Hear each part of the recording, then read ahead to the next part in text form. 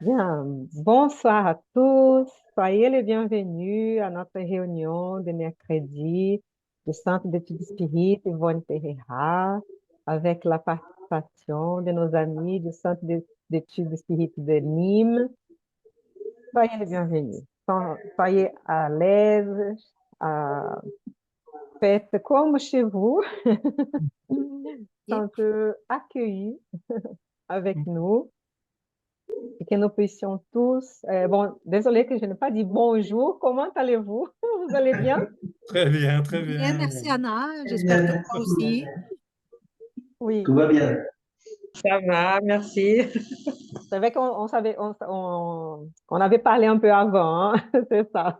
Donc, c'est Il y a pas des du meetings tout, avant. vous savez, merci beaucoup. Moi aussi, je vais bien, merci. Eh bien, en continuant, donc aujourd'hui, c'est mercredi 27 mars 2024. Et nous avons notre amie Nicole avec nous ce soir aussi.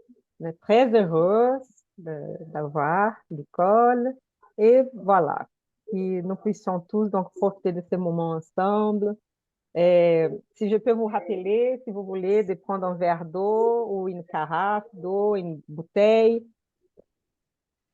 pour que l'eau puisse être énergisée, magnétisée par les bons esprits qui nous accompagnent toujours, surtout si on demande cette présence, si on essaie de se connecter à eux, au bien.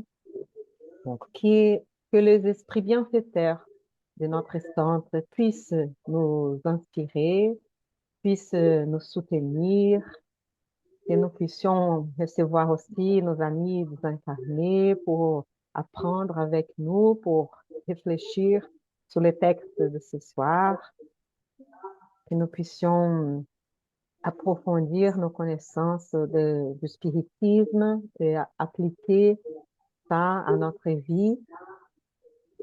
Nous puissions partager toutes nos réflexions avec beaucoup d'amitié, de fraternité, de solidarité et envoyer à tous nos êtres proches, à tous ceux que nous connaissons, tous ceux que nous entourent dans notre travail, dans notre ville où nous habitons, les pays, en fait, dans cette planète aimée, que tous puissent sentir l'amour de notre Père, sentir que Jésus, notre Maître, gouverneur de cette planète, est avec nous et qu'il puisse nous entourer de sa paix, de son amour et nous aider dans cet échange, nous aider dans cet apprentissage et ces moments de vibration harmonieuse pour nous renouveler notre énergie, notre santé, notre espérance des jours meilleurs et de toutes les possibilités que nous avons d'évoluer et de bien profiter de notre incarnation pour apprendre, pour réparer des erreurs du passé, pour faire toujours mieux, mettre en pratique le bien. Merci, les amis. Merci d'être avec nous. Merci Anna. Que nous puissions donc Merci. commencer. Je vais partager l'écran, OK? Voilà. On va commencer par le livre Contes d'ici et d'ailleurs par Humberto de Campos ou Frère X, par la psychographie de Chico Xavier. Donc, on s'est dit que peut-être Aline va lire pour nous et Oui, Myriam après, oui, bien sûr. Et Eduardo, et après, Bernard va nous faire la prière. D'accord, très Bernard, bien. on peut faire les commentaires. Merci. Le forgeron intransigeant. Hmm, Je crois. Ah oui, voilà, pardon.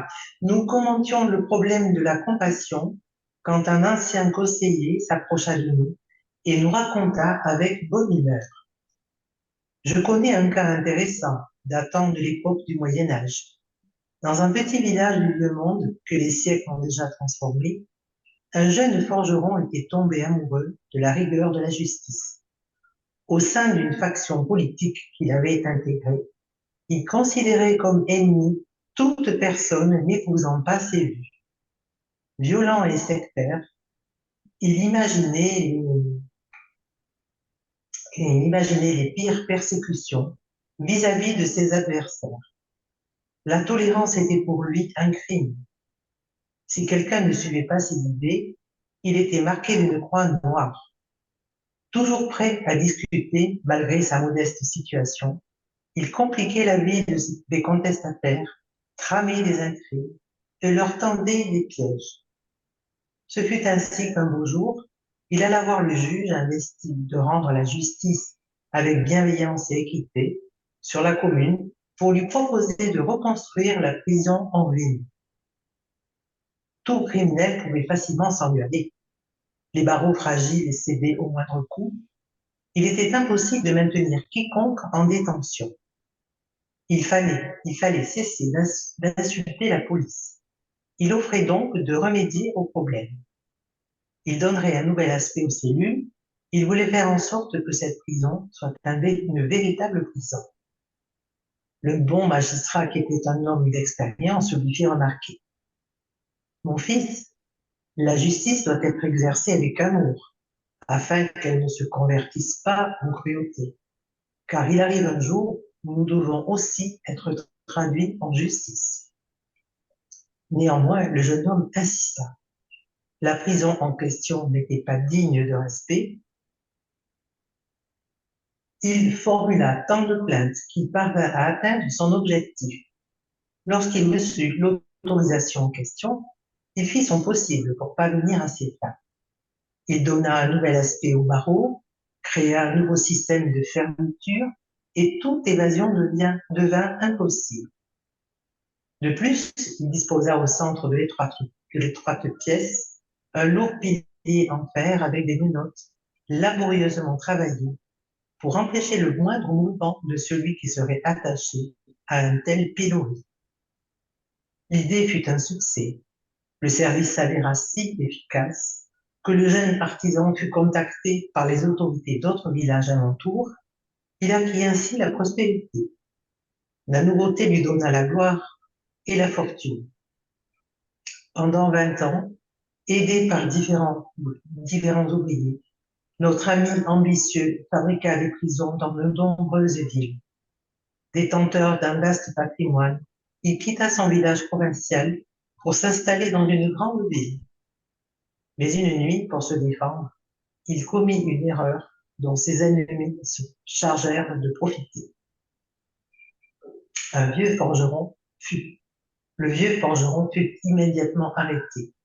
Une fois incarcéré, il se mit à réfléchir aux moyens d'obtenir l'aide de compagnons pour s'enfuir.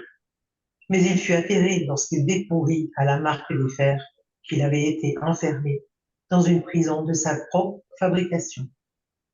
Il souffrit d'une peine sévère qui commença par les humiliations et se termina par la mort.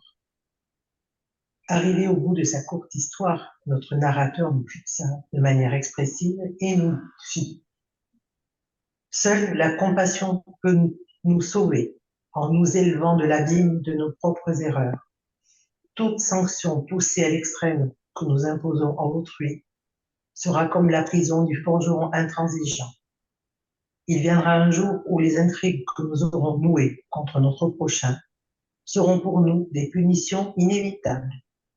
Puis, sans nous laisser le temps de poser la moindre question, il nous sourit sereinement et passa son chemin.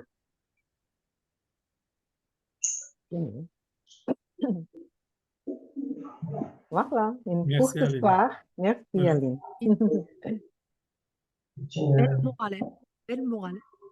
Oui, En plus, on peut, c'est une image, mais en même temps, on peut l'apparenter à notre propre vie, ce que nous construisons nous-mêmes de notre propre vie.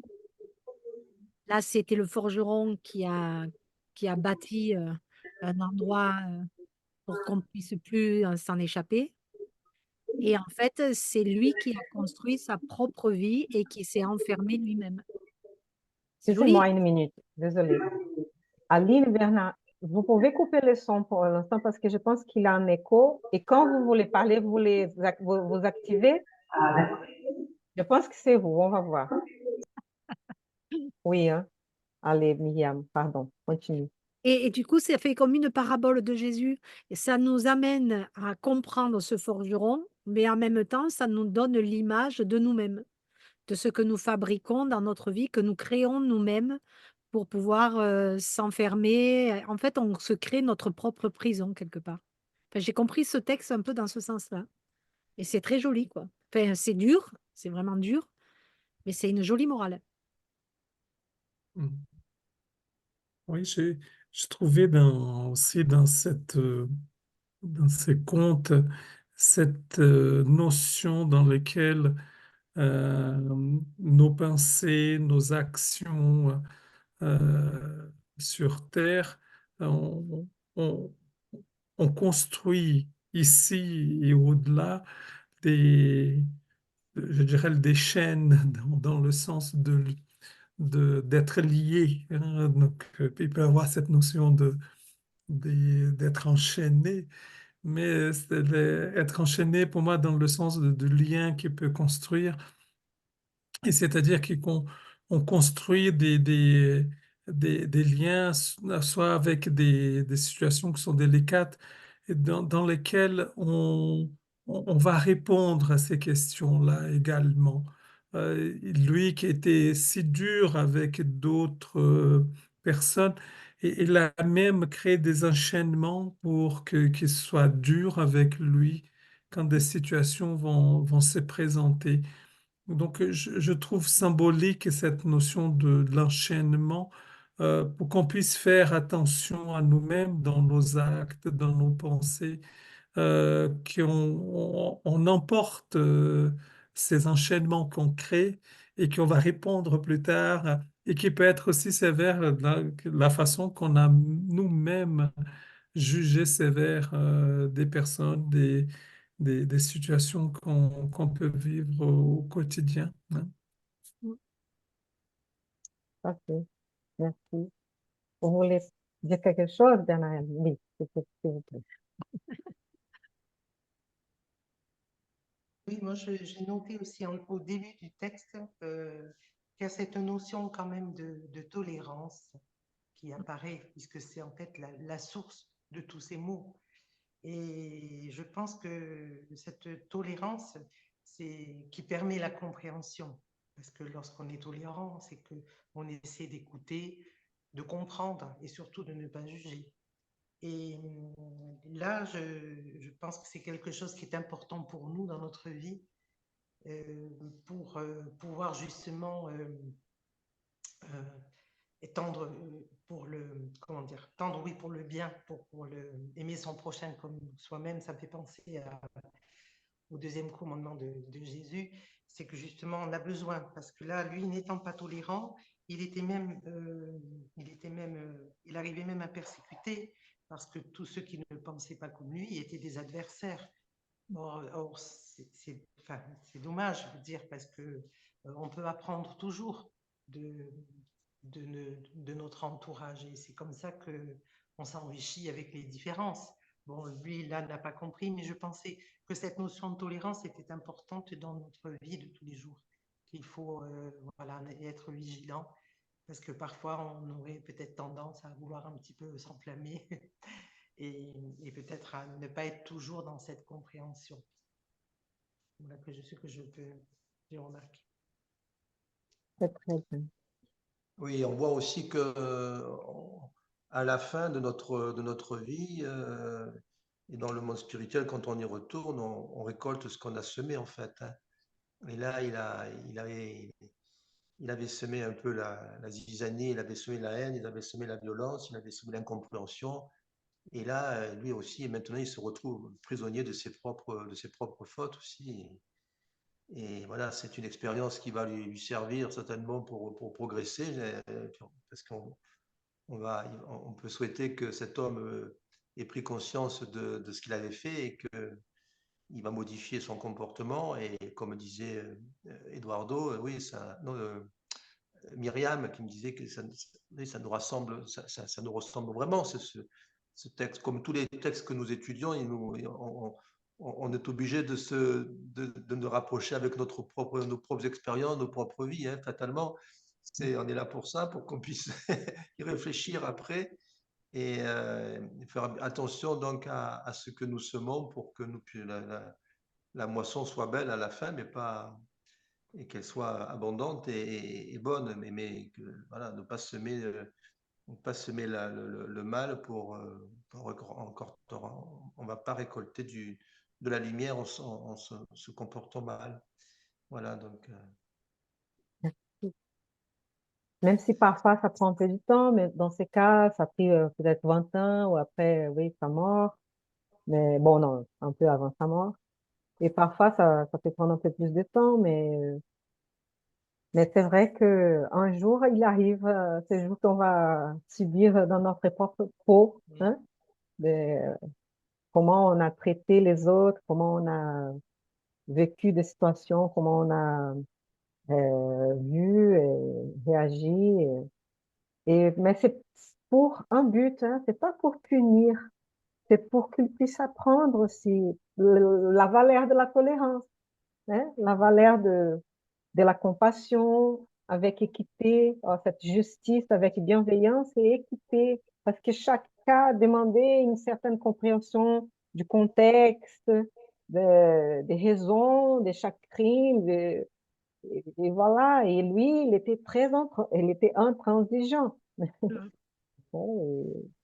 Ceux qui, ça c'est, qui pensaient un peu pas comme lui, c'était des adversaires, donc très dur. Il a réussi à s'aimer dans sa vie. Et après, pour qu'il puisse apprendre, peut-être il s'est dit même, c'est pas si juste, c'était pas si grave ce que j'ai fait, mais maintenant je suis là, dans cette prison que j'ai même construite. Donc c'est une métaphore, c'est ensemble, mais c'est très symbolique, c'est très beau. Peut-être c'est pas si, on va dire, si clair comme ça, mais ça peut être d'autres choses. On a été très orgueilleux, très égoïste, et après on va être tout seul. On va pas avoir des amis. On va subir des situations que notre orgueil va être, on a même notre amour propre. Et pour qu'on puisse réfléchir et nous dire, mais oh, ça serait bien d'être traité avec un peu plus de respect. Mais après, voilà, on apprend la valeur de toutes ces choses. Et heureusement qu'on a plusieurs vies, qu'il va avoir d'autres opportunités, hein, pour pouvoir, ouais. Rattraper tout ça. Et ce qu'on peut dire aussi, c'est que peut-être aussi quand il a pensé à construire une prison où on ne pouvait pas s'évader, peut-être qu'il se mettait du côté de la personne qui était dans le bien, puisqu'il construisait une prison pour les vilains, pour ceux qui n'étaient pas dans la justice.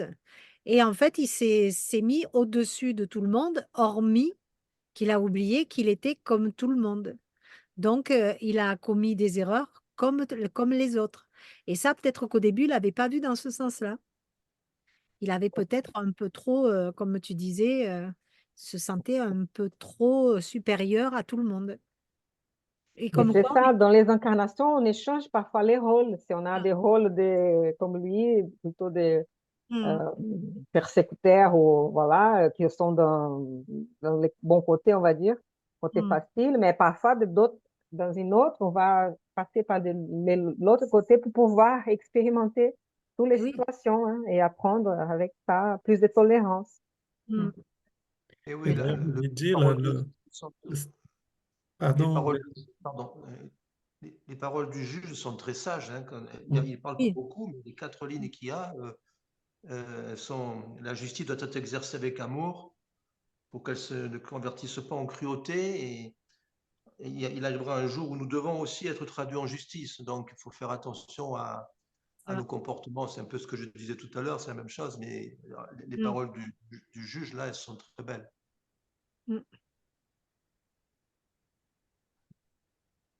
Vas-y, excuse-moi, Eduardo. Non, non, on était en phase, Bernard, parce que c'était la même phrase.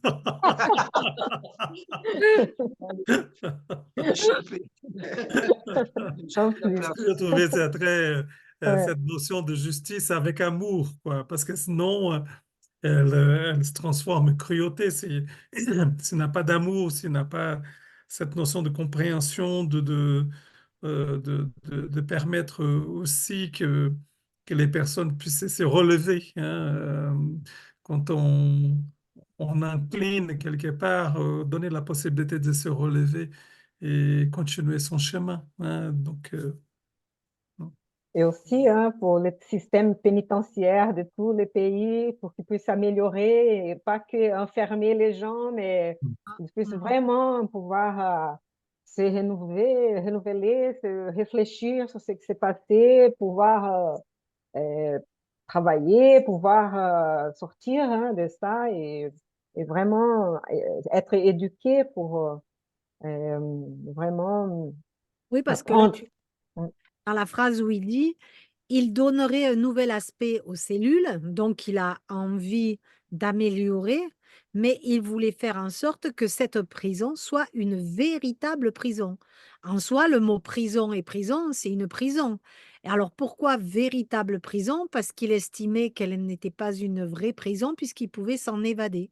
Et lui, il a voulu faire en sorte que personne ne s'en évade. Hormis qu'une prison, c'est pas obligatoirement un lieu où personne ne s'évade. On sait très bien que dans les prisons, il y a toujours quelqu'un d'assez filou pour trouver la porte de sortie. Mais en même temps, ça donne l'image pour lui-même que s'il s'enferme, il se donne pas de possibilité de se libérer. Et Et c'est avec un des menottes en plus, hein, parce qu'il a bien construit. ça. Et c'est un peu ce qui va lui arriver à la fin, hein, c'est qu'il va se retrouver réellement dans cette place-là et il va rester réellement enfermé. Et moi, je le transporte, tu vois, dans sa vie à lui. Eh ben, peut-être que quelque part, il était un peu trop aussi fermé sur lui-même. Et ce sont des prisons que nous construisons nous-mêmes avec, comme vous avez dit déjà, avec les pensées, avec les Ah, formes de voir la vie. Hein. ouais. Et lui, sans pouvoir se libérer, tu te rends compte, c'est fort quand même, hein. Mais on sait donc que c'est temporaire, même pour lui, même pour ça, Errera, c'est temporaire. C'est tout vrai est. qu'un esprit peut passer beaucoup de temps, des siècles même, emprisonné dans ses propres pensées, emprisonné dans des idées, on dit des monodéismes, avec une idée. Donc, ça dépend de nous. Il faut faire un effort pour essayer de sortir des idées de vengeance, des idées de persécution, des idées d'injustice, des idées de victimisation, plein d'idées. Et qu'il faut qu'on fasse un peu d'effort pour pouvoir. On a toutes les opportunités de pouvoir sortir, mais ça dépend un peu de nous aussi. Et là, parfois, Mm. ouais. Là, tu vois, ce qui est quand même fou, parce que normalement, une prison, il y a des barreaux, c'est pas non plus un hôtel. Tu rentres pas et tu sors pas. Mais là, ils disent que euh, il allait voir le juge. Non, parce que tout le monde pouvait sortir facilement. Donc, c'est plus une prison, si tout le monde pouvait en sortir facilement. Tu vois, je pense qu'il y a un décalage entre le mot prison et en fait entre ce que eux, ils avaient fait de cette prison. C'était vraiment un endroit où tu pouvais être enfermé, mais avec quand même cette possibilité d'en sortir. Alors que lui, non. Lui, c'était construire une prison pour y rester enfermé. Et c'est pas du tout la même idée. après, on peut penser aussi dans cette lignée de pensée, Myriam, c'est quand il dit aussi la justice doit être exercée avec amour. On Ça, peut penser par rapport aux prisons qui existent, hein. Donc, comment cheminer que les gens puissent faire ce travail quand ils sentent qui sont accompagnés, qui sont tout ce qui peut être le travail de lecture dans une prison, le travail de voilà, penser, de la philosophie, de faire des exercices, d'apprendre des choses de la musique, des choses qui nourrissent, parce que on ne vit pas que du pain. Donc, et comme c'est la prison, hein, elle n'est pas l'unique élément éducatif en soi. Certes, il a une contrainte, comme on peut avoir des contraintes à d'autres niveaux, mais il n'y a pas que la contrainte, il faut nourrir. Hein. Donc, et parce que sinon, si on se regarde que la contrainte, on perd le sens global de la vie.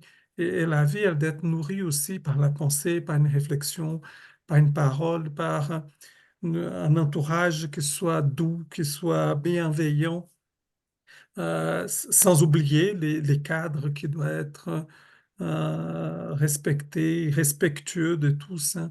Donc, et ça, ça permet pour nous aussi, parce que on pourrait avoir même des réflexions sur les prisons aujourd'hui, comme si c'était des choses stériles à quoi bon, à quoi ces personnes méritent d'avoir des sorties, un travail, à pouvoir apprendre un métier. Voilà. Et pourtant, c'est nécessaire. Hein. Sinon, on va rester dans cette prison stérile et on n'aidera pas Ça va se les personnes à évoluer, quoi. Donc, voilà, c'est bien Oui, d'actualité tout ça. C'est c'est vrai. vrai ce que tu dis parce que du coup, on parle de la prison, mais aussi on le met en parallèle avec l'amour. Mm. Et on sait très bien que dans une prison, pour trouver de l'amour, ça va être compliqué. Et bien là, si, on parle d'amour avec la prison et je trouve Mm. ça très fort quand même. Mm. Oui, c'est possible parce que les juges, là, ils étaient investis de rendre la justice avec bienveillance et équité sur Mm. cette commune-là. Et la Mm. prison était en ruine parce que, bon, apparemment, ils n'avaient pas si besoin de ça. Hein, ils arrivaient à faire ça. Mais bon, après, il a fait tant de choses qu'il a convaincu les gens, compliqué la vie des contestataires, etc., des intrigues. Donc, aussi qu'on puisse réfléchir à nos actes, hein, quand on veut qu'une idée soit gagnante, on va dire, qu'elle puisse se passer, est-ce qu'on a des scrupules ou est-ce qu'on fait n'importe quoi, n'importe les moyens pour arriver à un but? Donc, il faut avoir une éthique, hein, il faut avoir, qu'on puisse donc conserver cette éthique hein, dans notre euh, De toute manière. façon, on peut dire que l'histoire, elle est courte en soi, hein, parce qu'elle n'est pas. Oui, Mais alors, si tu prends chaque phrase, il y aurait chaque fois à parler. Là, dans la page que tu viens de tourner, la dernière ligne était aussi quand même quelque chose à réfléchir, parce que c'était l'autre, non? C'était sur ah, l'autre. pardon, j'ai changé. Tu as avancé trop vite et c'était en arrière. Voilà. Ah, Euh, la prison en question n'était pas digne de respect. Ça, si on le décortique, ça veut dire quoi? Que pour une lui, elle prison, n'était pas respectable. ah, Oui. et le respect et la prison, on sait très bien que ceux qui rentrent en prison, c'est qu'ils ne respectent rien. Tu vois, il y a toujours cette ambiguïté dans tout le texte, on trouve cette ambiguïté Et là, des- c'est pour lui plutôt. Hein. La prison en question pour lui. Oui, Le voilà, jeune homme, c'est lui. Il insiste je parle, pas. voilà, Cette je parle à prison, sa place. elle n'avait pas de respect. Donc, c'est lui. Oui, Et c'est lui qui. elle avait besoin d'être restaurée, on va dire. Hein. Et après, c'est lui. C'est vrai que lui était le forgeron hein, Et aussi. Hein. oui, c'est lui Donc, qui voit tout ça à travers ses yeux. Mais tu ouais. vois l'ambiguïté de la situation, c'est Ouais. lui et son ambiguïté, quoi. Et il a eu une grande prospérité. Bon, on peut même se demander, est-ce qu'il a fait ça aussi avec des intérêts en arrière, arrière-pensée? Ouais. Mais bon, peut-être pas, mais voilà. Donc, il a vraiment profité, on va dire, il a gagné avec cette situation. Parfois, on fait des choses comme ça aussi. Hein. Eh ben Ouais. oui, c'est ça, hein. Mais bon, ça lui. Bon, il avait plein ennemis, hein. Une nuit, pour se défendre, il commet une erreur dont ses ennemis se chargèrent de profiter. Il Hmm. a, voilà, et Et il a là, commis une erreur quand même, tu vois. il a commis une erreur. Parce En que voulant de la nous commettons perfection. des erreurs. Hein. Mm. Voilà, c'est ça. Il voulait la perfection, mais la perfection n'existe pas sur cette planète. Parfois, on se Alors, trompe. quand on est trop intelligent, quand on a trop une vie facile, on pense qu'on est trop fort, qu'on va jamais faire des erreurs. Et c'est là, c'est une illusion. Il arrive un moment qu'on fait des erreurs, mais c'est là qu'on commence à apprendre aussi. Hein, quand on... Pardon, Bernard, tu voulais dire quelque chose, non? Non, non, mais Allez. non, il y a cette notion de compassion aussi qui arrive à la fin du texte là et qui est importante parce que la compassion aujourd'hui, dans le monde d'aujourd'hui, enfin même dans le monde humain depuis des lustres, c'est pas d'aujourd'hui. La compassion, il n'y en a pas beaucoup, hein. On n'en trouve pas beaucoup. Il y a beaucoup de jugements. On juge ça, on juge même avant et on condamne avant même d'être jugé. Et souvent, on voit des comportements dans l'actualité, etc. On peut voir des comportements radicaux qui tranchent. On voit des fois des commentaires sur les réseaux sociaux, des gens sur des événements, comme si les personnes qui parlaient étaient des anges déjà dans le ciel, qui pouvaient se permettre de donner des leçons aux Ah autres. non, Et ça, je n'ai pas des leçons. et ça c'est terrible, parce que quand on arrive là, à ce niveau-là, qu'est-ce qu'on peut faire parce que quand on peut se permettre de juger et de condamner même des gens, des fois, avant même que la justice s'est emparée d'un dossier, il y a des hommes et des femmes qui sont condamnés devant le tribunal des médias et sans compassion, sans rien, sans savoir le dossier, sans savoir quoi que ce soit. Alors c'est une alerte, ça aussi, que ces textes doivent nous poster là, dans notre cœur, parce que je trouve qu'on en a besoin. Mm. Et c'est belle la phrase, vous voulez la lire? Ah, seule la compassion peut nous Nous sauver sauver en nous élevant de l'abîme de nos propres erreurs. Parce qu'après, il faut avoir compassion avec nous-mêmes quand on fait des erreurs. Si on est trop dur, on va pas se pardonner. Et on peut passer des années, des siècles aussi, sans nous pardonner à nous-mêmes. Et on se donne, on dit, ah non, mais oui, je mérite la punition. Donc, on se met dans des situations où les autres peuvent abuser de nous. Parce qu'on pense qu'on n'a pas la valeur, qu'on mérite la punition, et voilà. Et Oui, ça valorise, oui. il faut l'amour propre, il faut se pardonner, il faut s'aimer aussi. Ouais. Sinon, on ne peut pas aimer le prochain. Pardon. Oui. Non, excuse-moi. Non, il y a juste, ça me fait penser à un chapitre de Jésus chez vous. Il y a un peu le même, c'est pas le même texte, c'est un peu différent, mais où une personne très très dure aussi qui faisait faire des prisons où il y avait des horreurs à l'intérieur et que c'était jamais, les punitions n'étaient jamais assez fortes. Je crois, hein, il me semble qu'il y a un texte. Et après, cet homme se retrouve un jour, par erreur, il est embarqué par des soldats et il est embarqué dans sa propre prison aussi, où il est maltraité d'une manière inimaginable. Et là, il s'aperçoit que c'est ses propres règles qui sont appliquées. Ces gens obéissent au ministre qui avait donc le ministre, mais il ne savait pas que c'était lui le ministre. Bien sûr, il pensait que c'était un renégat quelconque. Et ils ont appliqué la loi, le règlement qu'avait instauré cet homme. Et il s'est aperçu que sa loi, elle était très dure. Et là, il a changé son comportement. Il a changé la. Il faudrait que je le retrouve, le texte, là, c'est Jésus chez vous, je crois. Mais Et c'est un texte. Ouais. on peut le retrouver dans beaucoup de situations, hein, parce que regarde un chirurgien, rien que dans le milieu médical, quand ils ont affaire aux malades, ils sont dans un certain système aussi qui les met à prendre les malades un peu comme des numéros. Mais quand eux-mêmes se trouvent à la place de malades et qui rentrent dans ce circuit, eh ben là, ils s'aperçoivent de comment on traite les autres. Et là aussi, ils apprennent. C'est beaucoup d'enseignements. Il y a eu des médecins, j'ai écouté des médecins, des chirurgiens qui parlaient de ça, où il s'est retrouvé, alors je crois qu'il avait un cancer en plus, et il s'est retrouvé dans la position du malade et il avait dit que c'était horrible de la façon dont on était traité. Donc, Oui. dans toutes les situations, hein, il faut y passer. Voilà.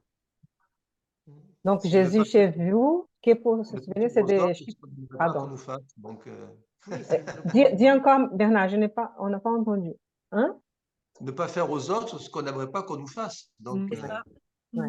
Et oui, on en revient toujours aux enseignements. oui, eh oui, il y en a.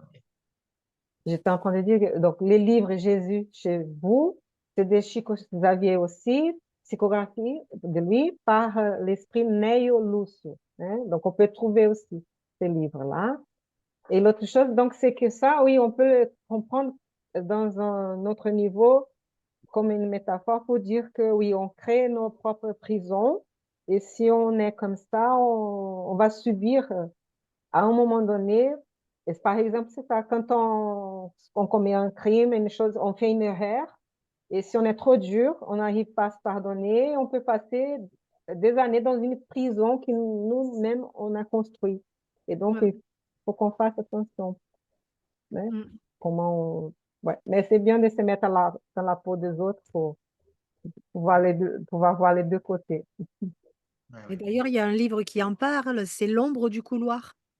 Alors, je ne sais plus qui c'est qui l'a écrit, mais L'ombre du couloir aussi, ça parle exactement de ça, de cette propre prison dans laquelle il s'est emmuré. Ouais. Joël Bien. Lurie, ça? Je crois peut-être, oui, tu as peut-être raison. C'est Joël Lurie, je crois, oui. C'est celui qui a fait Daniel. Ah Aussi, le oui? livre Daniel, ouais. Daniel, je sais pourquoi, ou une chose comme ça. Je crois que c'est Joël Lurie, ouais. Mm. Il Très paraît qu'il ins- est assez dur ce livre, non? Tu l'as Il est très lu? dur. Il est très Il est dur. dur, hein. Ouais. Très dur de voir comment on peut. Alors, il est désincarné, évidemment, et il s'enferme dans sa propre maison. Et en fait, il s'enferme dans ce couloir, mais sans le savoir, par ignorance. Et il va faire l'esprit obsesseur dans cette propre maison, mais en fait, il ne voit que ce couloir. Il ne sait même pas qu'il peut aller au-delà. Et du coup, il s'enferme pendant plusieurs générations. Et c'est lui qui s'est carrément bâti cette prison. C'est un peu ce que ce texte nous donne à penser. Il faut s'ouvrir, aller plutôt du côté de la lumière et de l'amour plutôt que de rester vicié dans nos petitesses, etc. Et arrive un jour que la miséricorde divine Ah oui. envoie soit quelqu'un, un esprit qui l'aime bien, qui l'aime beaucoup, ou ces personnes qui habitent dans la maison, qu'il va pouvoir peut-être avoir une petite lumière, une autre pensée qui va les faire sortir de cette Je ne situation. révélerai Mais pas c'est la vrai fin. que ça peut être très long. Je révélerai pas la fin, il faut le lire, mais c'est très Non, beau. non, non, pas de C'est dur. spoiler. Bien, si vous avez encore des choses à dire sur ces chapitres, Nicole, si tu veux dire quelque chose, si tu veux rester comme ça, tu restes.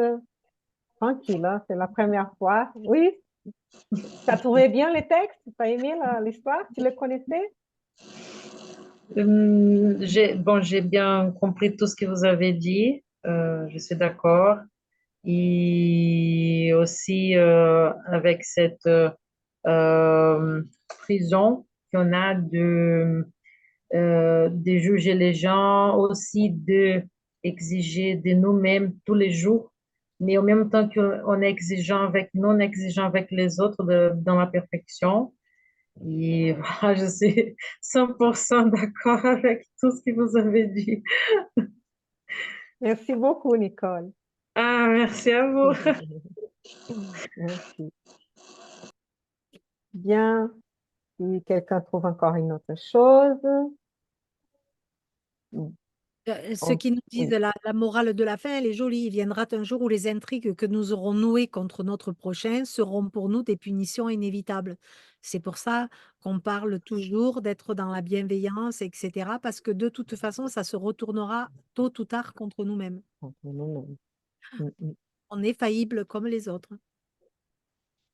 Mais tout ça, il la raconte dans une bonne humeur. Hein, si vous vous souvenez Mhm. là dès le début, il a dit, nous commentions le problème de la compassion. Quand un ancien conseiller s'approcha de nous et nous raconta avec bonne humeur qu'il était restant de l'époque du Moyen Âge.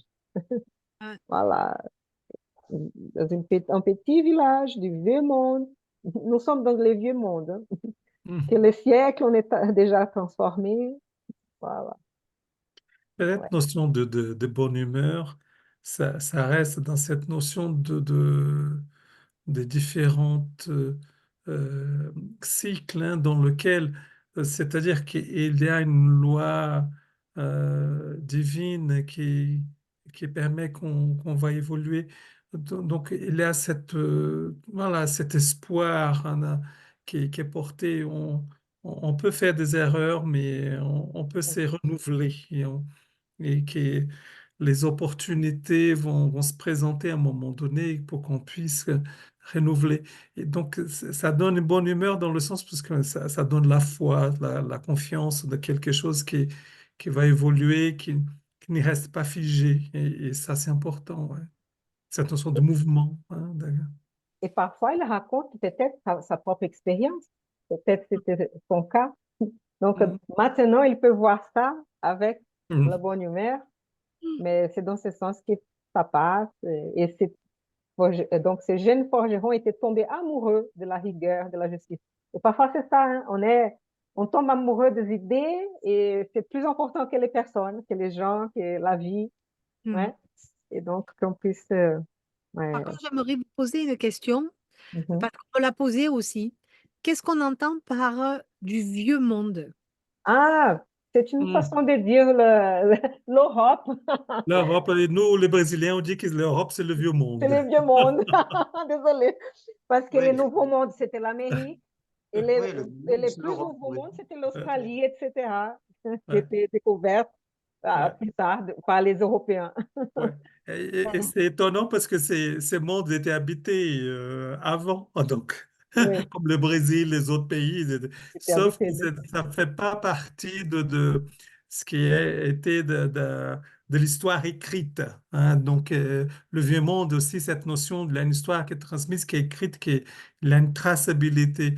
Et par exemple au Brésil, c'est des peuples indigènes c'était pas l'écriture, c'était l'oralité qui était la transmission. Donc, voilà, la notion du vieux monde. Sinon, c'est très eurocentrique, ça, parce que si on pense que les Oui, Chinois et les exactement, Asiatiques c'est étaient vrai. plus vieux, ou l'Afrique, c'était plus vieux que ça. Mais voilà. Parce Mhm. qu'on m'a posé la question dans une lecture, quelqu'un de Spirit m'avait posé la question, qu'est-ce qu'on entend par le vieux monde? Alors elle était un peu perturbée par rapport au Brésil, etc. Je saurais quoi lui répondre. Voilà, ça vient un petit peu aussi de l'orgueil européen qui croit qu'ils ont formé le monde par le colonialisme, etc. aussi. Mhm. Ouais. Donc c'est une appellation politique hein, un peu et de domination, je pense aussi. Hein. Mhm. On était avant tout le monde, alors que c'était complètement faux. Hein. Mhm. Ouais. Mais Le passage ça peut c'est rentrer. Ouais. c'est le juge réformé, le passage de Chico. T'as trouvé Ouais, je crois que c'est le juge les, réformé. les juges réformés dans Jésus chez vous, c'est ça. Ouais. Merci. Ok. Tu disais quelque chose, Eduardo? Oui, non, c'était pas l'idée de Bernard. C'est comme on dit, la question de l'égocentrisme, hein. Donc, on peut se centrer sur soi-même et penser que c'est nous les privilégiés, les meilleurs, et pas les autres. Il n'a pas à avoir cette vision d'altérité, de diversité, et que peut-être d'autres sont beaucoup plus évolués dans d'autres domaines qu'on pense que nous sommes les plus avancés. Et donc, ça exclut là toute la question du monde, la Chine qui avait l'écriture bon, très, très ancienne, hein. Donc, mais mais c'est lié beaucoup à cette notion de décolonisation, hein. Et même nous, le Brésil, on appelle les premiers mondes, quoi. Donc, voilà, l'Europe, c'est le premier monde. Voilà, c'est aussi des choses qu'on on assimile d'une vision où l'autre était supérieur à ceux qui ont été colonisés, hein. Ok. Bien. Bon, maintenant, je pense qu'on peut passer à l'autre texte, hein. C'est bon? Oui, sinon on n'aura jamais le temps. Allez, allez, on y va. Comme quoi, même un C'est texte court vrai. peut amener beaucoup de conversations. En plus, c'est hyper intéressant ce chapitre 3 là, Ouais, de Les Messagers par Chico Xavier, par l'esprit André Louis. Donc, Myriam, tu peux le lire pour nous, s'il te plaît? avec plaisir. Dans le centre des messagers, le lendemain, après avoir écouté les longues réflexions de Narcisa, je demandai le centre des messagers au ministère de la Communication. Tobias, malgré ses occupations avec son propre cercle de travail, m'accompagna. Arrivé sur place, la somptuosité des bâtiments m'éblouit. J'y supposais la présence d'universités. De vastes espaces parsemés d'arbres et de jardins nous invitaient à de sublimes méditations. Tobias me tira de mon enchantement. Le centre est très vaste. Beaucoup d'activités complexes sont accomplies dans ce département de notre colonie spirituelle. L'institution ne se résume pas à ses édifices. Nous avons dans cette partie seulement ce qui touche à l'administration centrale et quelques pavillons destinés à l'enseignement et à la préparation en général. Mais cette immense organisation est restreinte à la transmission des messages, demandai-je curieux. Mon compagnon sourit significativement avant de m'expliquer. Ne supposez pas qu'ici se trouve simplement sur le service de poste. Le centre prépare des êtres qui deviennent des lettres vivantes d'assistance envoyées à ceux qui souffrent dans le seuil, sur la surface de la terre et dans les ténèbres. Croyez-vous par hasard que tout ce travail n'est destiné qu'à la simple gestion des nouvelles? Agrandissez vos vues. Ce service est le même que ceux qui sont réalisés dans plusieurs villes spirituelles des plans supérieurs. Ici, de nombreux compagnons sont préparés pour diffuser l'espoir et la consolation, les instructions et les avis dans les divers secteurs de l'évolution planétaire. Je ne parle pas seulement des émissaires invisibles. Nous organisons des groupes d'apprentis pour la réincarnation. Des centaines de médiums et d'enseignants sortent d'ici chaque année. Préparés par notre centre des messagers, des quantités considérables d'ouvriers du réconfort spirituel se dirigent vers les cercles charnels. Que me dites-vous? Demandai-je surpris. D'après vos informations, les travaux d'éclaircissement spirituel doivent être très développés dans le monde.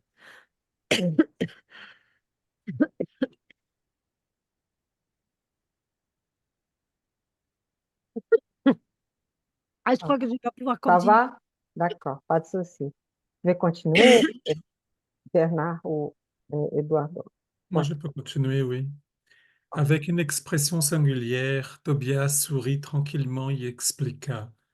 Vous n'avez pas réfléchi. La préparation, mon cher André, ne constitue pas encore la réalisation proprement dite. Les messagers prêts au service partent par milliers, mais très rares sont ceux qui triomphent. Quelques-uns réussissent l'exécution partielle du travail, de nombreux autres échouent totalement. Le service légitime n'est pas une fantaisie, c'est l'effort sans lequel l'œuvre ne peut apparaître ni prévaloir. Des longues files de médiums et d'enseignants partent vers le monde matériel avec les instructions nécessaires à la réalisation de leurs tâches, car les bienfaiteurs de la spiritualité supérieure ont besoin de renoncement et d'altruisme pour intensifier la rédemption humaine. Quand les messagers oublient l'esprit missionnaire et le dévouement au prochain, ils deviennent des instruments inutiles. Il y a des médiums et la médiumnité, les orientateurs et la doctrine. De la même façon qu'il y a la houe et les ouvriers. Il se peut que la houe soit excellente, mais si la notion de service est absente chez le cultivateur, le gain sera inévitable. Il sera inévitablement la rouille. Il en va de même des facultés physiques, Psychique. psychiques et des grandes connaissances. L'expression médiumnique peut être très riche. Cependant, si le médium ne parvient pas à voir au-delà de ses propres intérêts, fatalement, la tâche qui lui a été confiée échouera. Croyez, mon ami, que tout travail constructif a sa propre bataille. Très peu de serviteurs tolèrent les difficultés et fuient alors la ligne de front. La majorité reste très loin du feu. D'innombrables ouvriers reculent devant le travail quand il présente des opportunités les plus valables. Quelque peu impressionné, je repris. Cela me surprend énormément.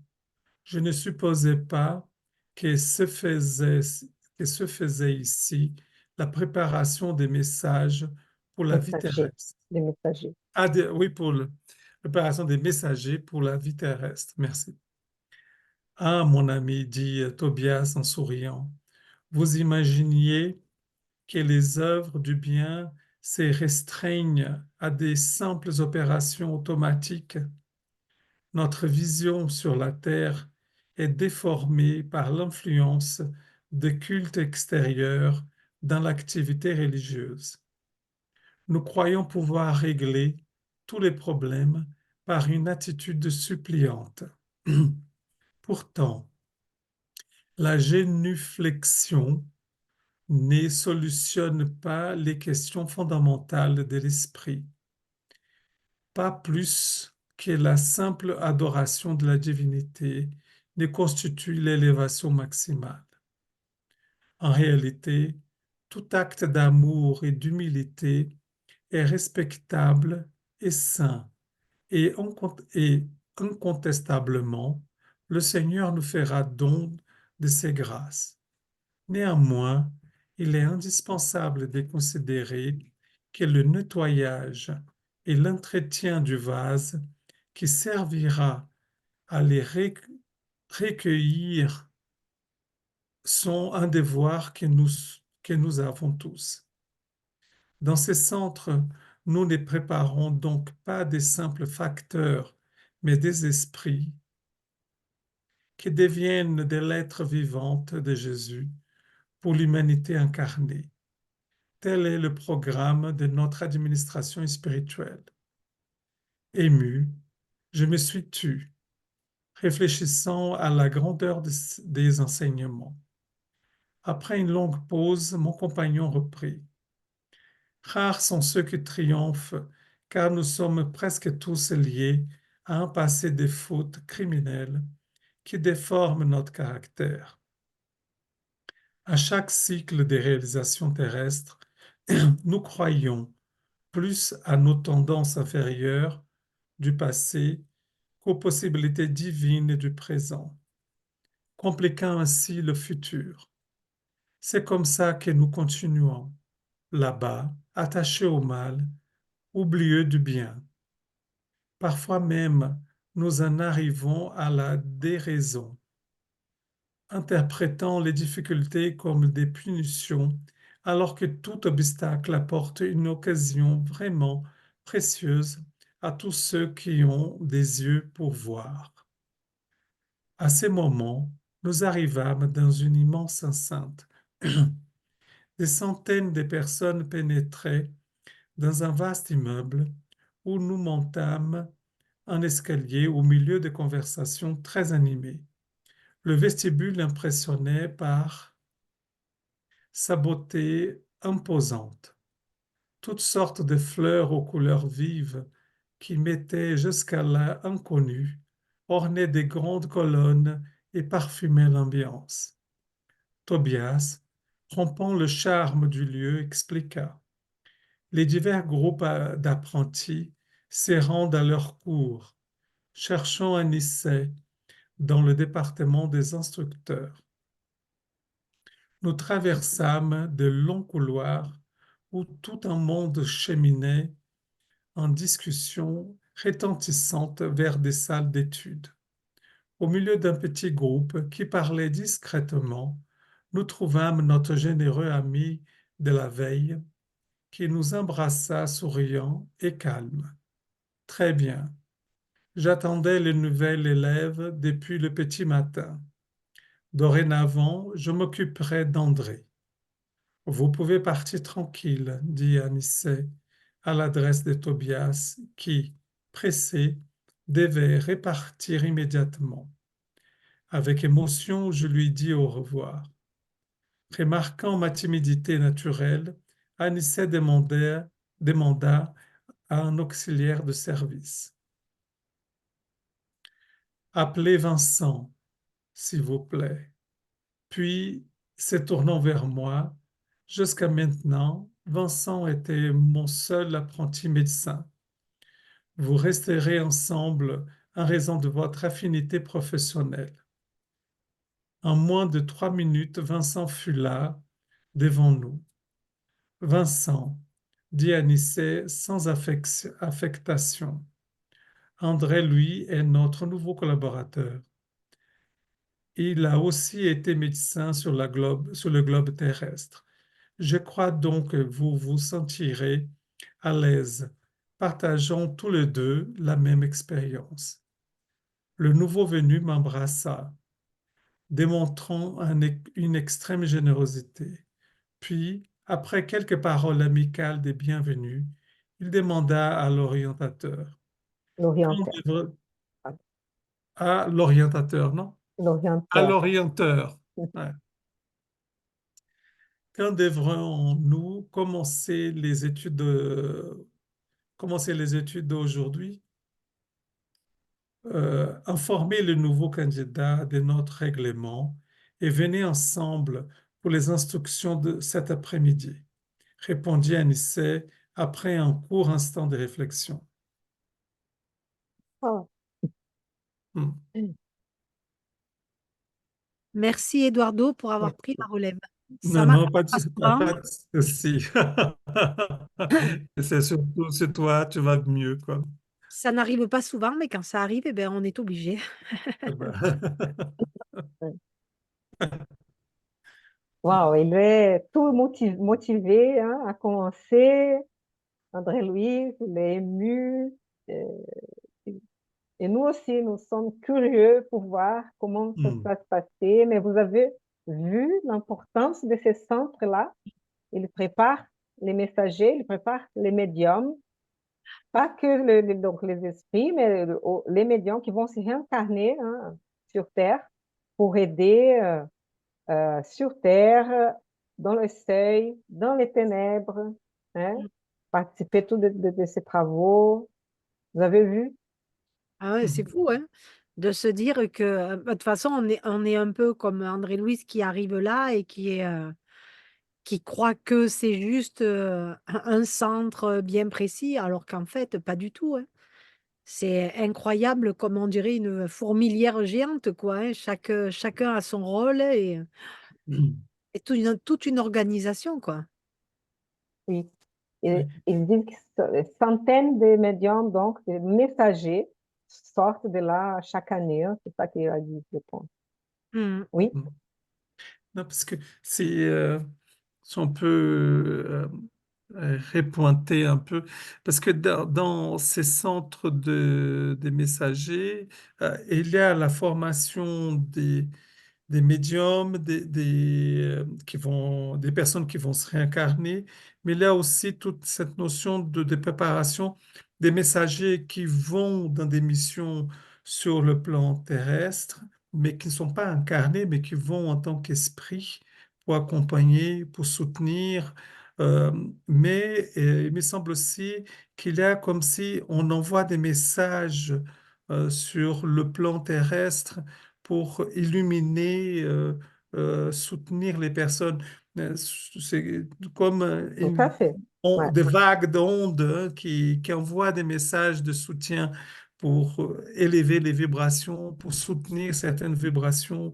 Donc, il y a différents niveaux. Hein, donc, peut-être que si tu peux nous expliquer. Ouais. Ouais, au début, il dit, ah, mais c'est que des messages, que c'est simple opération automatique. Donc, après, il dit que non, que c'est pas que ça, il faut agrandir là la, il dit là, agrandir la vue là, pour voir Notre de la vision des... vision. Attends, je cherche Oui, si je n'ai pas passé. non. Ouais. Ah oui. Donc, c'est pas seulement un service de la poste, des postes, de Hmm. simples facteurs. Hein, Mm. donc, avec que des messages, des communications entre les incarnés et les désincarnés. Hein. Mais il prépare donc ces esprits qui vont aider, nous ici, aider dans les seuils et dans les ténèbres. Mais je pense que la priorité, la plus importante mission, c'est préparer les médiums pour se réincarner sur Terre. Et la manière quand il parle de ça, André-Louis, pour moi, est comme ça, mais c'est étonnant parce que pourquoi la Terre est encore comme ça? Que si tout est bien préparé ici, mais pourquoi que on a tant de problèmes sur Terre? Et il dit, ah, la préparation ne veut pas dire que c'est la réussite. Ça Hmm. dépend après, sur Terre, comment on va se comporter, comment les médiums et les messagers vont se comporter. Et c'est là qui, c'est dur, c'est terrible même, parce que il va dire, donc là, la préparation ne constitue pas encore la réalisation proprement dite. Les messagers prêts au service partent pour se réincarner par milliers, mais très rares sont ceux qui triomphent. Eh oui, parce que Quelques-uns réussissent l'exécution partielle du travail. De nombreux autres échouent totalement. Et le service légitime n'est pas une fantaisie. Après, il va dire, hein, il a des difficultés. On va peut-être laisser devant les difficultés, devant les plus belles opportunités. On va se dire, ah, je ne peux pas, je ne vais pas. Ils vont mettre leurs intérêts devant l'intérêt, les biens. Ils vont oublier, on va oublier, on s'est réincarné, on va être pris dans la vie de tous les jours et on oublie un peu. Et la voilà. loi de l'oubli aussi, hein. On a la loi de l'oubli, donc Mais après, voilà, on a toujours cette mission, c'est un engagement. On était engagé. Hein? Et donc, mais ils ont besoin de renoncement et d'altruisme. hmm. Et voilà, de ces gens-là, pour intensifier la rédemption humaine. Ça dépend de chacun de nous ici aussi. Hein? Et le libre arbitre, hein, on a le choix, à nous de faire les bons choix. Et c'est ça aussi, hein, qui est compliqué parce que souvent, il y a certains médiums qui, justement, par ces capacités qu'ils ont, qui pourraient être amenés à faire le bien, eh ben, se penchent plutôt côté de la matérialité, et puis là, ça échoue. Ou alors ceux qui ont très peur et qui préfèrent pas. On dit souvent qu'un médium qui a peur ou qui refuse de travailler sa médiumnité, c'est inutile, quoi. Il aura un peu échoué dans sa mission. Parce que là, c'est essentiel qu'on n'utilise pas la médiumnité pour gagner sa vie. C'est La ça. médiumnité, elle doit être utilisée gratuitement en dehors des horaires de travail. C'est Donc, ça. il faut qu'on se dédie à notre travail. Donc, c'est beaucoup de travail, beaucoup Un de... travail. Et voilà. Et Et donc, j'aime bien quand il dit, ouais, peut il être dit, très riche, mais si le médium ne parvient pas à voir au-delà de ses propres intérêts, il échouera. et là, il dit, il y a les médiums et la médiumnité. Donc, il montre bien le parallèle enfin, entre les deux, qu'il y a le médium qui peut être faillible et la médiumnité qui est quand même une ouverture vers l'autre, un don d'amour, etc. Oui, c'est dans ce sens de qu'il a la houe et les ouvriers. Ah, Donc, il c'est a ça. l'instrument. Après, Voilà, il a comment on va utiliser cet instrument. Donc, il c'est a la ça. médiumnité et comment est-ce qu'on va la mettre en pratique. Comment est-ce qu'on va Mhm. l'utiliser. Et c'est ce qui est compliqué dans Hmm. notre vie terrestre. Peut-être que dans d'autres sphères, non, mais dans notre vie terrestre, oui. Donc, tout travail constructif a sa propre bataille. Donc, même si on n'est pas médium, si on a un autre travail constructif dans les biens, on va avoir une bataille. C'est Mm. dur, c'est d'aller contre la mauvaise volonté, d'aller contre les difficultés, aller dans un monde d'expiation et épreuve comme les nôtres. Bien Ah sûr, oui. comme tu as bien dit, il y a d'autres mondes qui sont plus évolués, qui ont passé déjà Hmm. par ces épreuves, on va dire, hein, par ces niveaux d'évolution. Ah oui, parce que là, il dit qu'on est faillible, hein. Très peu de serviteurs tolèrent les difficultés et fuient alors la ligne de front. Mhm. Et la peur aussi, voilà, cette peur qu'on a peut-être face à l'échec, etc., face à l'obstacle un peu trop grand. Bon, après, c'est plus lié à Imaginez comme si c'était des pompiers. La majorité reste très loin du feu. ça. On voit l'incendie, on voit les feux, mais on va, non, Oui, voilà, c'est vrai. on va regarder ce côté-là, la forêt, on va laisser. Et oui, parce que Jésus a dit que de toute façon, il n'allait pas là où tout le monde était sain, il allait là où il y avait des malades. Et c'est vrai que le médium, en général, celui qui est faillible, il va plutôt du côté de l'argent et pas du côté de la pauvreté, on est d'accord. Bon, la médiumnité, elle peut apparaître dans tous les milieux, hein. Oui, On voilà, voit ça dans je ne sais pas oui, lesquels maintenant, si c'est dans le livre des esprits, dans les médiums ou dans l'évangile selon le spiritisme, oui, parce mais qu'on est elle tous a, justement pour ne pas avoir d'excuses elle vient quérir entre les moins riches ou les plus riches, partout. Donc, les médiums sont Mais dispersés, oui, pardon, dans excuse-moi. le monde. Oui, s'il te plaît, Bernard. Excuse-moi, je t'ai peut-être Non, non, interrompu. pas de Ah, souci, pas de souci. Il y a quelque Allez. chose qui est arrivé, je n'ai pas attendu que tu finisses, désolé. Non, Non, pas non, de ça me fait souci, c'est vrai. D'accord, excuse-moi. Mais ça me fait penser à la médiumnité parce que je crois qu'il y a quelque temps, on avait sur un podcast de Café avec Spiritisme, il y avait cet aspect de la médiumnité qu'Emmanuel nous disait que la médiumnité, nous on la voit comme la médiumnité, le médium qui vraiment est en relation avec les esprits et tout, mais que nous pouvons tous nous sommes tous médiums par notre attitude à récupérer de la lumière qui vient d'en haut et de la prendre et de la redonner aux autres.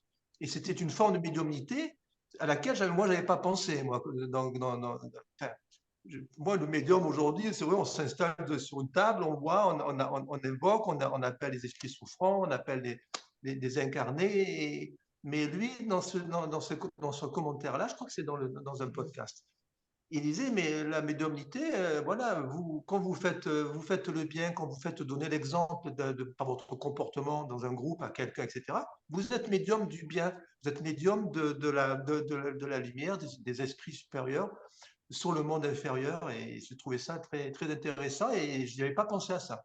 Mhm. Mais c'est vrai aussi. Là, il faut qu'on dise une chose qui est dans le livre des médiums, par Allan Kardec, il a la définition qu'il donne dans l'item 159, qu'il dit que est médium toute personne qui ressent à un degré quelconque l'influence des esprits. Donc, Mhm.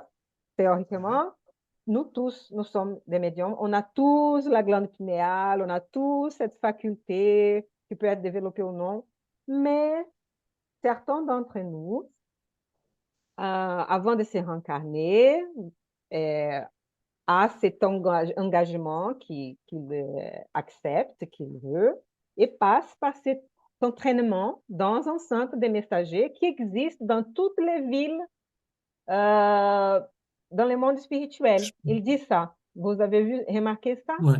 Mhm. C'est dit, euh, ces services est le même que ceux qui sont réalisés dans plusieurs villes spirituelles de plans supérieurs.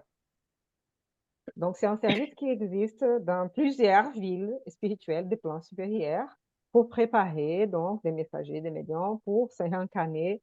Donc, et là, c'est le médium ostensible, on va dire. C'est le médium qui va vraiment pouvoir soit psychographier, soit un esprit va pouvoir parler à travers son appareil vocal, on va dire, et d'autres médiumnités, hein, plusieurs médiumnités qu'on peut apprendre plus dans ce livre de médiums, par exemple. Hmm. Et, et voilà, donc là, c'est plutôt ces médiums-là, hein, parce qu'après, tout le monde donc, a une certaine médiumnité, mais n'est pas censé d'être médium dans l'incarnation, on va dire, hein, dans cette incarnation. Ça peut changer, hein, ça dépend de chaque incarnation, ça dépend de chaque programmation réincarnatoire. de chaque engagement qu'on s'est fait, hein, de certaines missions, on va dire, certains objectifs de notre incarnation. Mm. Voilà. Mais c'est ouais, effrayant là, pour dire combien échoue. C'est pour ça, donc, on évolue euh, petit à petit. Hein. Donc, la miséricorde divine, il a toute cette organisation pour pouvoir avoir cet échange, cette aide avec les messages, donc du bien, avec même des messages des êtres, de nos chers êtres chers qui sont là et tout, mais aussi pour nous motiver, pour continuer, pour savoir que la vie est, est spirituelle, c'est la vie originale, né?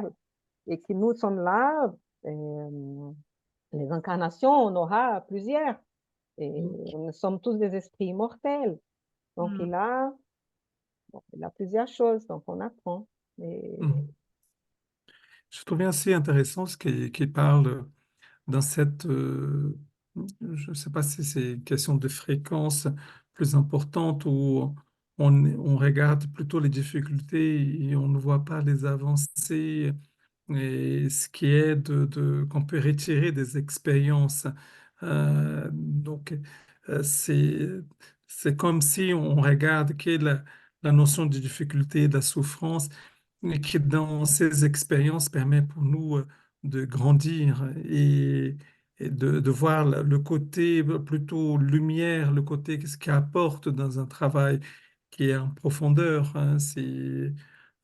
Et donc je trouvais ça intéressant parce que ça donne une autre lecture hein, donc de ce qu'on peut vivre si on a cette confiance dans cette lumière, dans ce travail dans cette, ouais, soit des faiblesses, des failles qui peuvent exister en nous, hein, des vulnérabilités qui peuvent exister et qui parfois, justement, ces expériences-là vont faire qu'on va pouvoir tricoter là où a besoin d'être tricoté profondément. Hein, et c'est pour ça que ça nous touche autant parce qu'elles sont profondes et faut travailler cela et avoir plutôt une vision plutôt voilà, d'opportunité de grandir. Hein, et ça, je trouvais important dans cette remarque qu'il a donnée. Et je trouve aussi jolie l'idée de se dire qu'il y a des assistants qui viennent soit sur la terre ou dans le seuil pour amener justement cette aide. Alors, on parle pas de médiums, là, c'est des médiums, mais ce sont des assistants qui viennent nous accompagner et qui sont formés pour ça. C'est joli aussi, hein, que ce soit dans le visible ou dans l'invisible. Un peu des guides aussi. Dans l'invisible, on pourrait l'apparenter à un guide peut-être aussi. ouais, les centres préparent des êtres qui Mhm. deviennent des lettres vivantes parce qu'ils vont pouvoir hein, vraiment témoigner Mhm. des, des messages importants, que la vie continue, que les pardons est important, la compassion, hein, Mhm. voilà, le travail. Et donc, des lettres vivantes d'assistance envoyées à ceux qui souffrent dans le seuil, sur la surface de la terre et dans les ténèbres. Parce qu'à travers les médiums, on va recevoir ces nouvelles, on va Mhm. recevoir cette force, cette consolation et partout. Hein. Parce que pendant la nuit, les médiums de doublement, ils participent des travaux qui vont dans les ténèbres, qui vont dans les seuils, ceux qui sont bien préparés. Hein? Mhm. Bien sûr, c'est pas un endroit facile d'aller, il y a beaucoup de souffrance, Eh oui. voilà, il faut être bien, bien préparé. Je soumets juste l'idée que j'aimerais bien aller dans une de ces écoles une fois désincarnée pour revenir à mener un peu de lumière. Ça me plairait bien, ça, comme idée. Peut-être que tu vas déjà, tu n'es pas encore, ne garde pas encore la mémoire de ça, mais ouais, Ça y est, Bon, je pense qu'il y a on encore va beaucoup. voir au fur et à mesure de tous les chapitres, on va voir, ils vont raconter hein, des visites comme ça et Mm, voilà, comment être le fond. mm. Mm, mm. Que j'ai retiré de ce texte là aussi un passage où il parle de la génuflexion qui Ah, Oui. ne solutionne pas tous les problèmes, que les cultes extérieurs, nous croyons pouvoir régler tous les problèmes par une attitude suppliante. Mm. Et après, un peu plus loin, on dit que Dieu déversera ses grâces, bien sûr, sur tout le monde, mais que et c'est souvent euh, l'image du vase est souvent rapportée dans les textes de ce vase, de notre vase intérieur, notre vase à nettoyer et entretenir régulièrement. C'est notre vase, notre réforme intime qui doit nous permettre de, ben justement de recevoir ces grâces et de pouvoir avancer. Et c'est vrai que on s'est beaucoup arrêté tous ces siècles et millénaires derniers à des cultes extérieurs et on a perdu beaucoup de temps, beaucoup de temps. Mm. Et on n'a pas su écouter les bonnes, les bonnes, les bonnes, les bons interlocuteurs, si je puis dire. Et on s'est égarés tous parce que, bon, on va pas mettre le tort aux ancêtres, hein, parce que nous étions des ancêtres. Hein. Donc, on a pu être peut-être des religieux et autres qui avons demandé à des choses aux autres aussi, à croire comme ça. Et ça, c'est important. Enfin, c'est un passage qui est. Ouais, c'est joli. C'est joli Ouais, cette image. En fait, il nous compare à un vase qu'on ouais. doit nettoyer et entretenir. Donc, c'est vraiment dans nos vies de tous les jours, être toujours dans cette réforme intime, être toujours dans ce questionnement de savoir si on est juste, si on est dans la bonne parole, la bonne pensée, la bonne action. Et c'est un travail de tous les jours. Et j'aime bien ce entretien. C'est vraiment un entretien. C'est pas je vais C'est une, travailler sur 6 mois et ça y est, j'ai le diplôme et c'est fini, non. non, c'est une vigilance de tous les jours, hein, ouais. de chaque instant, même presque. Hein, C'est un devoir, il nous dit, hein. C'est un c'est un devoir que nous avons devoir, tous. c'est un devoir que nous avons tous, il dit. C'est un devoir, c'est plus une option, là. Hein, Mm. Et n'oublions pas que le renoncement et l'altruisme que Mm. nous devons avoir pour nettoyer ces vases. Mais plus on essaye de faire le bien, plus on essaye de faire cet effort, plus on Mm. va avoir les vases propres pour Mm. pouvoir et on aura de bénédictions passer qui les grâces. arriveront. Si ce vase est propre, on va avoir des grâces de Dieu qui vont arriver en abondance pour nous aider, nous conforter. Après, c'est une boucle de neige, là, un cercle vertueux qui va Mm. s'engager. Et Oui, ça mais change. on voit là la qualité des messages qu'un médium peut communiquer. Et c'est ça aussi. Hein. Comment est-ce Et- qu'on va pouvoir être mm. fiable hein, pour transmettre vraiment donc, tous ces grâces, tous ces messages qui viennent du plus haut hein, pour Et- nous aider. Et du coup, ça change tout par rapport à ce qu'on a eu comme enseignement religieux. Parce que la génuflexion, on est bien d'accord que c'est se mettre à genoux et être dans la prière. Et bien là, on nous dit non, ça suffit pas. En fait, il faut aller encore plus loin que ça. C'est pas celui qui va s'agenouiller et qui va être le mieux, le plus près du moins. Au contraire, il faut vraiment aller nettoyer, récurer, se salir les mains, quoi, pour être vraiment aller au charbon pour vraiment tout nettoyer. C'est joli, ça aussi, cette image. Parce que génuflexion, quand même, c'est fort. Ouais. Comme... Oui. Ce qui est important aussi, c'est dans ce travail de rénovation intérieure, ça permet que la communication, parce que comme Bernard a bien parlé, de recevoir la bénédiction, ça permet aussi de pouvoir communiquer avec nos esprits supérieurs, que ces liens certes, on a la loi de l'oubli, mais par notre communication, notre, voilà, de moment qu'on se connecte avec le plan supérieur, on peut recevoir une intuition, on peut recevoir un soutien, et ça, c'est important. Hein. Euh, Même si la loi de l'oubli est présente pour qu'on ne retombe pas dans les mêmes erreurs, elle permet dans cette communication de pouvoir justement connecter au monde supérieur et demander de l'aide, demander du soutien, demander une intuition, demander d'illuminer notre chemin, notre pensée, et que parfois il y a des choses qui arrivent et que on ne sait pas pourquoi, il y a une lumière, il y a quelque chose qui a changé en nous, et on ne sait pas comment c'était fait, mais quand on se réveille, les choses sont claires.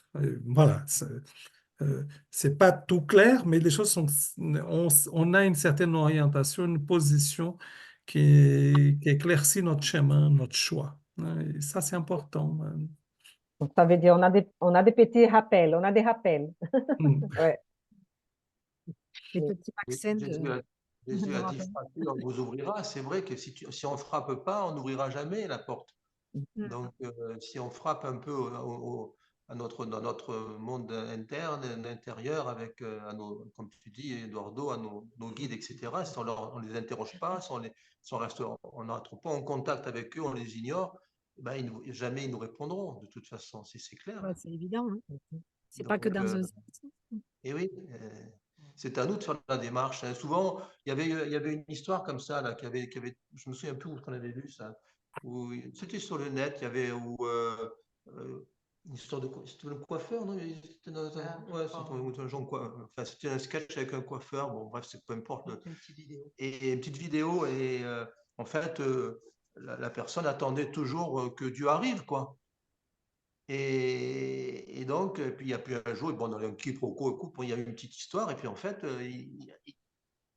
quelqu'un lui dit, mais non, si tu l'appelles pas, Dieu n'arrivera jamais. Donc, en fait, lui, il attendait toujours que Dieu arrive, comme les gens ont attendu pendant voilà, il y en a qui attendent encore le Messie, qui attendent encore Jésus pour venir régler les problèmes. Il y en a qui attendent d'autres prophètes qui attendent que les problèmes soient résolus par une personne. Mm. Et non, c'est Et pas comme nous-mêmes. ça que ça se passe. Mm. Déjà, réforme-toi que ton voisin se réforme, que ta famille se réforme, que ton village se réforme, que ton département se réforme, etc. Puis après, Dieu arrivera automatiquement dès l'instant qu'on commence à aller dans un cercle vertueux. Mm. Et en même temps, on nous a tellement dit prie et tu recevras. Là, nous croyons pouvoir régler tous les problèmes par une attitude suppliante.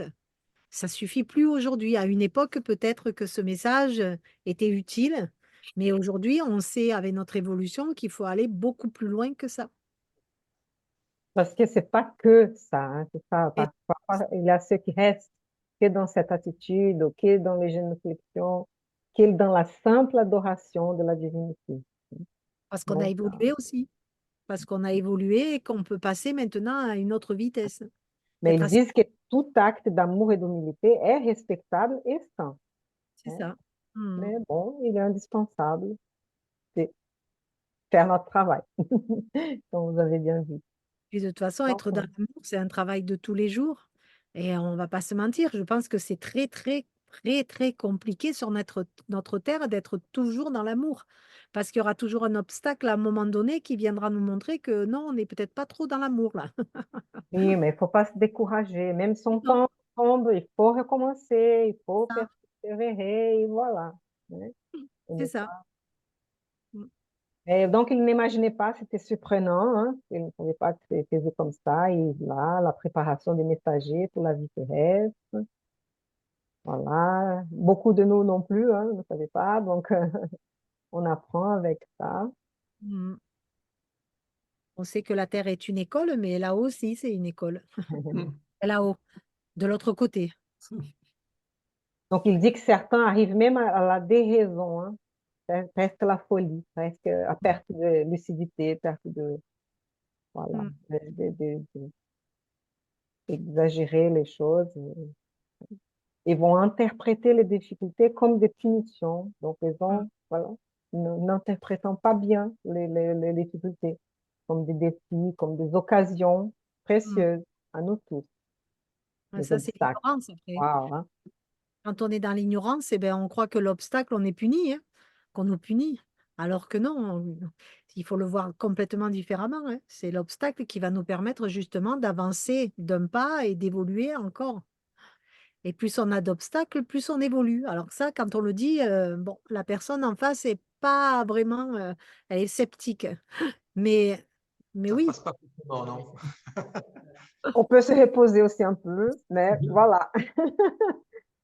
mais bon, on sait très bien que quand on a franchi un obstacle, il ne faut pas se leurrer. Il y en a un autre qui va arriver aussi. C'est comme ça qu'on apprend. J'ai trouvé une liaison avec l'autre texte. Ici, quand il dit rares sont ceux qui triomphent, car nous sommes presque tous, nous tous, liés à un passé de fautes criminelles qui déforment notre caractère.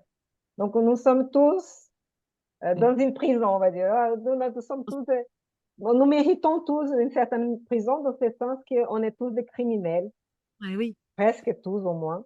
Et voilà. Donc, on est trop liés, trop enchaînés dans cet emprisonnement que nous-mêmes nous faisons. Il faut faire cet effort pour sortir de ces habitudes d'égoïsme, des pensées qu'à nous-mêmes, des vengeances, qui déforment notre caractère, hein, liées à un passé de faute criminelle. Donc, pour triompher, voilà. Donc, c'est donc penser plutôt aux possibilités divines du présent pour ne pas compliquer notre futur. Mais on se lie trop à nos tendances antérieures du passé. eh Donc, oui, on c'est puisse du passé, mais il penser faut le plutôt, passer. ouais, changer les idées, ça fait du bien.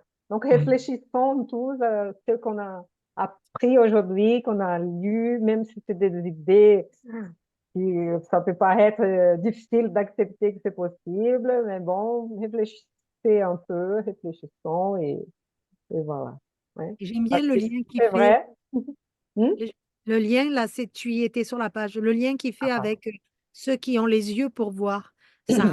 rappelle, c'est dans l'Évangile, hein, les yeux pour voir et les oreilles pour entendre. C'est une Et ça, expression que Jésus utilise, tout à fait. ça fait ce lien aussi.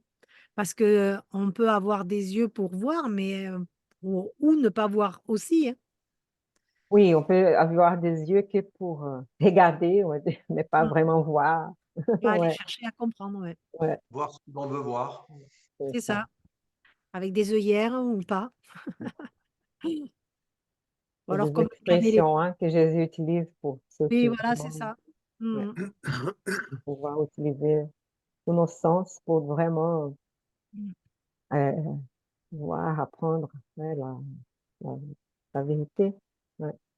Mais de toute façon, là, il le dit, hein, toute punition, alors que les punitions, alors que tout obstacle apporte une occasion vraiment précieuse à tous ceux qui ont des yeux pour voir. Si tu veux réellement voir l'obstacle comme un moyen d'évolution, eh ben, tu as les bons yeux. Aller Et dans c'est- le sens oui. que tu dis. Ah, Aline, super. Oui. Oui, pardon. On est allé la chercher. Non, non, j'avais des idées, mais souvent elles sont reprises, donc alors je passe à autre chose. Et nous parlons trop vite, c'est ça, et nous ne laissons pas la place. Désolée, hein. Non, non, il n'y a pas de souci, mais des fois les choses sont dites, voilà, donc je ne vais pas redire la même chose. Donc c'est vrai qu'on a parfois la même façon on a la même façon de penser, mais c'est vrai que pour aller dans ce que disait Myriam devant l'obstacle, c'est vrai que les obstacles, souvent, si on les perçoit comme quelque chose voilà, qui va nous faire du mal, et qui nous fait du mal certainement, mais si l'on se pose, pour faire un peu une synthèse, si l'on se pose et qu'on réfléchit et qu'on se pose les bonnes questions, eh bien, on va trouver en nous-mêmes une solution. Et c'est vrai que si on a en soi cette volonté voilà, de vouloir travailler, de vouloir toujours continuer à étudier, à apprendre, et à mettre en pratique ce que l'on apprend, eh bien, on va, comme disait Eduardé tout à l'heure, un petit peu avoir cette lumière en nous qui va grandir. Et automatiquement, ça va nous permettre d'attirer les bons esprits, parce que c'est ce que je voulais dire tout à l'heure, que nous ne sommes jamais seuls, et que ça, c'est extrêmement important, et que c'est aussi le monde spirituel qui peut venir à notre secours lorsqu'on est en difficulté, et que là, effectivement, on peut demander l'aide, parfois on n'y pense pas vraiment, mais on n'est jamais seul. Et ça, c'est quelque chose, je trouve, de très réconfortant, qu'il ne faut Oui. jamais perdre de vue. Et si on essaie d'être meilleur tous les jours un petit peu plus en se posant, en réfléchissant, en essayant de faire de notre mieux, hein, d'aimer notre prochain comme nous-mêmes, hein, en sachant que bon, on a encore beaucoup de chemin à parcourir, mais c'est pas grave. Petit à petit, comme tu dis si bien, Anna, on va y arriver. Et donc, c'est vrai que je disais, tout ce monde spirituel, on voit les relations là, que l'on a hein, dans tous ces livres, que ce soit celui-ci ou nos solars. C'est réconfortant de savoir que voilà, on a ce lien qui nous permet eh bien, de nous réconforter, de nous consoler hein, et d'aller de l'avant. Ça, je trouve ça extraordinaire. Ah oui, Merci. tout le C'est monde vrai. pouvait en Merci avoir beaucoup. conscience. Oui. Si tout le monde pouvait avoir conscience de ça, ça changerait la vie à plein de monde, hein. Donc, c'est, comme dit André-Louis, avec émotion, on va vous dire au revoir. Et Nicole, tu veux dire quelque chose avant de la prière? Je voudrais vous remercier pour me recevoir et aussi pour tout ce que vous avez exposé, les pensées. C'est ça. J'ai bien aimé. Merci beaucoup. Merci beaucoup, Nicole. Merci Merci à beaucoup. toi. Sois la Merci. bienvenue, Nicole. Merci. Je ne vais pas être trop gentille, je ne vais pas demander si quelqu'un a quelque chose à dire, je vais te demander déjà, ça, on a passé quelques temps, donc la prière finale, ça va? Sauf si quelqu'un veut dire quelque chose, tu ne peux pas s'en passer. OK, merci, hein. Merci beaucoup. Allez, Bernard, s'il te plaît.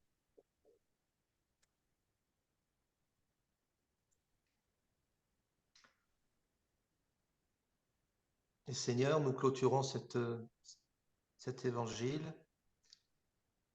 clôturons cette réunion avec une immense gratitude dans notre cœur pour cette opportunité, cette occasion renouvelée du mercredi soir de se retrouver, déjà avoir le bonheur de se retrouver ensemble depuis de si longs mois, de si longues années. C'est toujours un rendez-vous important pour nous tous, pour notre équilibre psychique, de pouvoir savoir que nous allons nous retrouver devant des textes d'une grande profondeur, d'une grande noblesse qui vont nous édifier, qui vont nous permettre de grandir, de nous renouveler.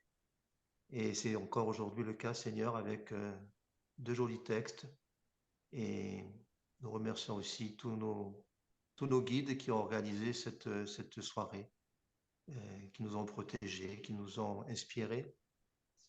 Nous souhaitons, pour reprendre le texte de ce soir, beaucoup de réussite à ces messagers du ciel qui vont venir sur terre et pour amender cette terre qui est si dure à travailler aujourd'hui encore, si difficile dans les épreuves, pour que nous, toutes ces légions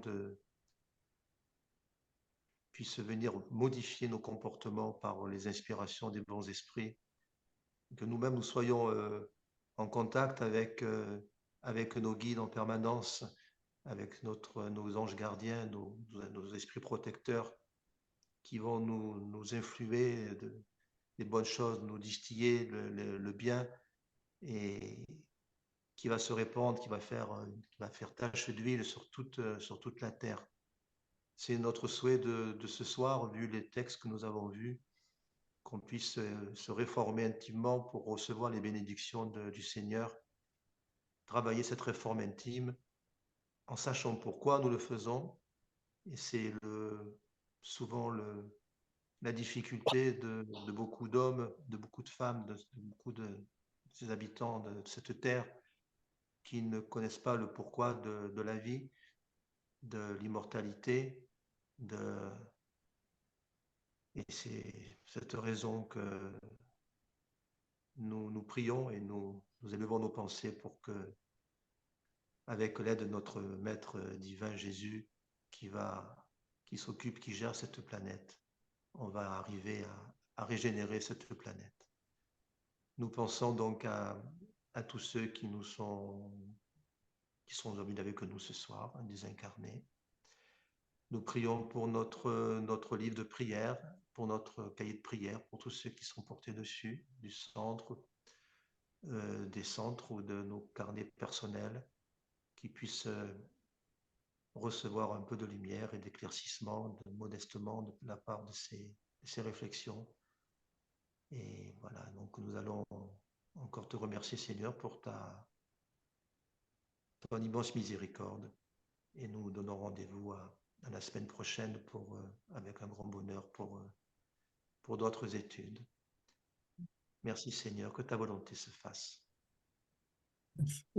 Merci, Ok. Bernard. Merci, Merci Bernard. beaucoup. Merci à tous. Donc, bonne soirée et bonne semaine. Hein? On se voit donc mercredi prochain. Et pas de problème. Bonsoir à tous. Au Bonne nuit. revoir. Au revoir. Bisous à tous. Merci. Ciao. Ciao. Ciao. Ciao.